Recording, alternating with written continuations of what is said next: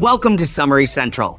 You're listening to Summary Central, where big ideas become calm, useful conversations you can slip into your day. This is your 5-minute summary of The Psychology of Money by Morgan Housel. Why smart people still mess up with money. Money isn't a math problem. It's a mirror.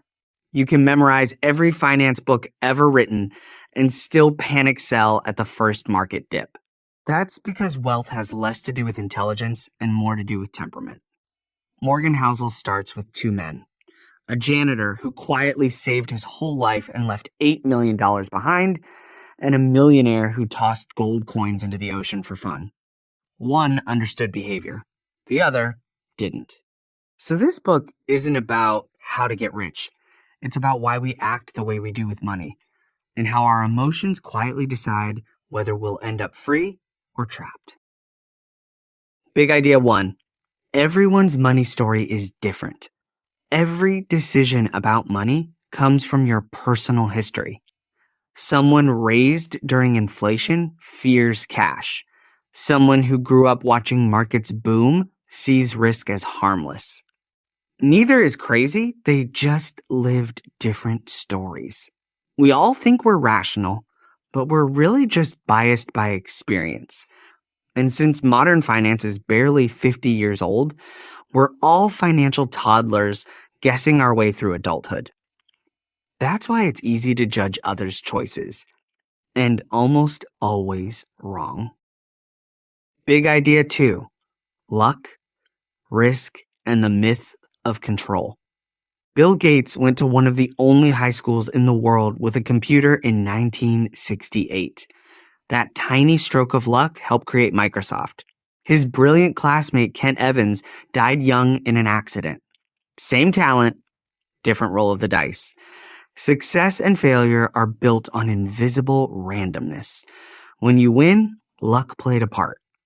When you lose, risk showed up first.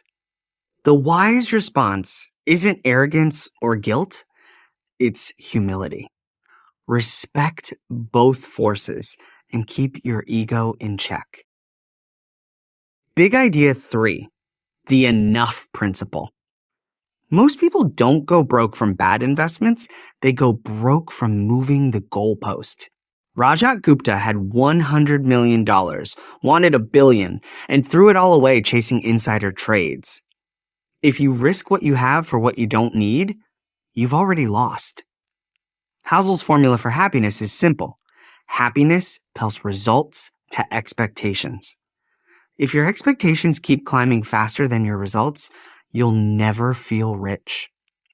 Define enough. Guard it. Because envy is an unwinnable game. Big idea 4. Compounding, boring magic. Warren Buffett's real secret isn't genius returns, it's time. He's been compounding since age 10. Had he started at 30, he'd have a few million, not tens of billions. Compounding works because time amplifies patience. It's quiet, invisible, and unstoppable. You don't need amazing returns, you need endurance. The best investors aren't the smartest, they're the ones who just didn't quit. Big idea 5, getting rich versus staying rich. It takes optimism to get wealthy and paranoia to stay that way. Jesse Livermore made billions shorting the 1929 crash and lost it all later. Why? He forgot the golden rule, survival beats brilliance. To stay rich, expect bad luck. Leave margin for error. Keep your ego small. The most valuable skill in finance isn't aggression, it's endurance. Big idea 6, freedom, the real dividend. People say they want money, but what they actually want is control of their time. The power to say no, to work when they choose, to walk away when it's no longer worth it. Money that doesn't buy time isn't freedom, it's decoration. A billionaire chained to meetings is poorer than a teacher who owns her afternoons. Freedom is the final stage of wealth. Everything else is just noise. Big idea 7, invisible wealth. You can't see wealth, you can only see spending. That luxury car isn't proof of riches, It's evidence of money already gone. Real wealth is quiet. It's the cash you don't spend, the security you can't post on Instagram.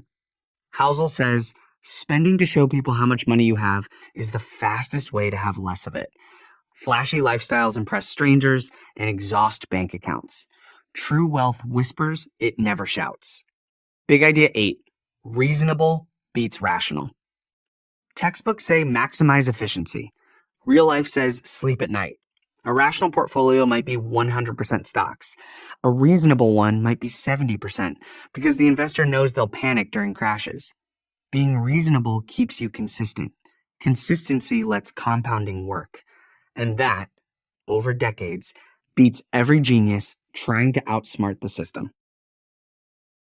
Big idea 9. Planning for chaos. Every sure thing eventually surprises you. Recessions, pandemics, crashes, no model predicts them all. That's why the smartest plan isn't the most precise, it's the most flexible. Keep cash. Diversify. Expect the unexpected. Build a life that survives being wrong. You can't forecast the future, but you can cushion it. That's financial maturity in one sentence. Big idea 10. The hidden price of wealth. Every reward has a cost, usually emotional. Market drops, self-doubt, anxiety. That's the bill you pay for long-term growth. You don't get rich without tolerating discomfort. If you can endure the pain without losing your discipline, you'll outlast almost everyone. Wealth isn't free, it's prepaid in stress.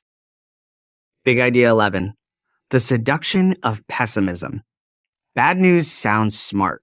That's why doomsayers always get attention. But history shows progress wins. Messy, uneven, but relentless.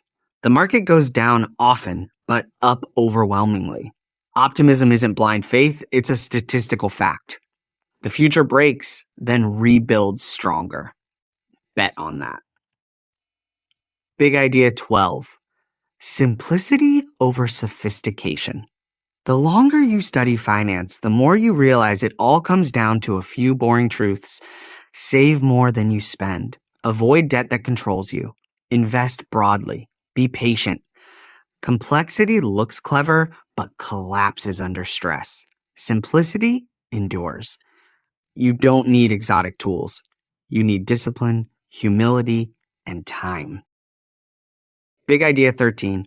The real definition of wealth. Wealth isn't about money, it's about peace. Peace to live life on your own terms.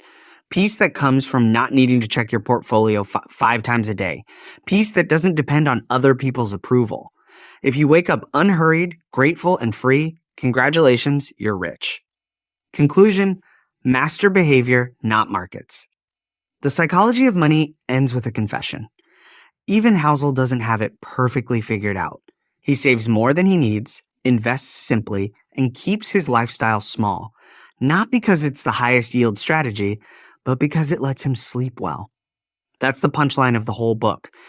Doing well with money isn't about what you know, it's about how you behave. Master your emotions, define enough, respect luck, and stay humble. Do that long enough, and time will do the rest.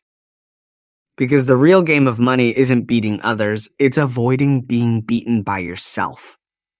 If this helped shift how you think about wealth, drop a like, share it with someone who needs to hear it, and subscribe for more deep dives that make big ideas simple.